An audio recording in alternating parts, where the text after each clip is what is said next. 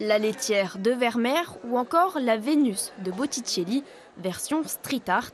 Voici les œuvres revisitées par l'artiste Speedy Graffito. L'idée, c'était de les réinventer avec un langage plus contemporain, en mélangeant des matières, des références à d'autres artistes plus contemporains. J'ai peint beaucoup dans la rue et le fait qu'il y ait plusieurs intervenants et d'avoir des images avec plein d'écritures différentes, c'est quelque chose qui me parle. Ce qui m'intéresse, c'est pas que les gens apprécient mon travail ou non, c'est que les gens, d'un seul coup, aient envie aussi de s'intéresser à la peinture et ont envie de chercher ses références, de rechercher l'original de ce tableau qui a servi de modèle.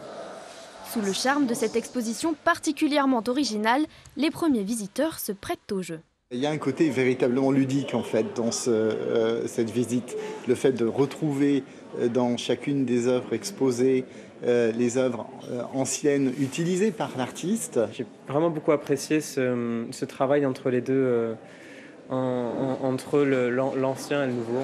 Un défi pas forcément évident au premier regard. Je les ai reconnus parce que c'était écrit à côté. Je ne sais pas si d'emblée j'aurais pu les reconnaître comme ça. Le cloître de la cathédrale de Fréjus est devenu pour 6 semaines le temple du street art. Le lieu fait partie des monuments nationaux, un choix tout réfléchi.